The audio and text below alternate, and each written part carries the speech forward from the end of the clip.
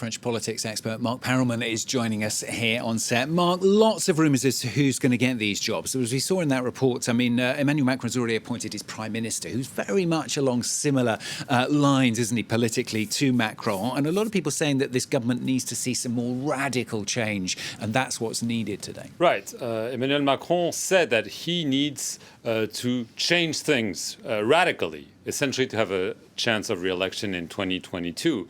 And so it was a bit of a surprise to see that he appointed Jean Castex, who is virtually unknown in France, someone who's the mayor of a small town in the southwest of France, who's known essentially as a technocrat, someone who was in charge of the deconfinement. And this is probably when he convinced Emmanuel Macron that he could be someone who could make things happen. And that's what Emmanuel Macron seeks. But clearly, he comes also from the Conservative Party, Les Républicains. He stopped being a member the morning he was appointed, just as Edouard Philippe was. And so if you want to change, become greener, become more social, it's fairly surprising to appoint someone who's essentially a replica of Edouard Philippe. And so people are waiting very strong signals in the cabinet appointments today, and especially to see if there'll be a big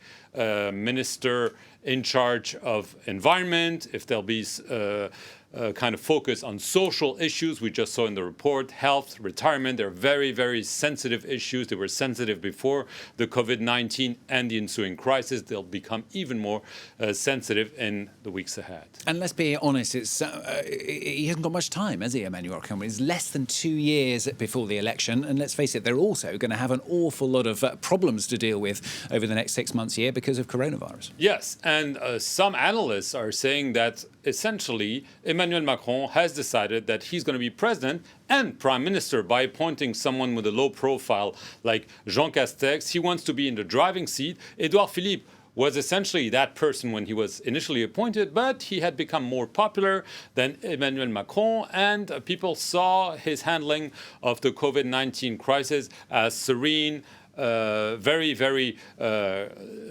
sane in a way, because he didn't push things around and say we're at war like Emmanuel Macron did. People were a bit not happy with what they saw from Emmanuel Macron, but clearly there are huge challenges. The crisis is going to be a very big one, and it's very difficult for Emmanuel Macron to turn things around because there's very little time left. The crisis will be deep and long, and so he's hoping that essentially by 2022 the first signs of a recovery will be there, and that he'll be able to use this for his re-election. But now the game is really open for 2022. No one can predict today what will happen. Okay, well, a lot more coverage of that, of course, to come here on France 24, so stay with us.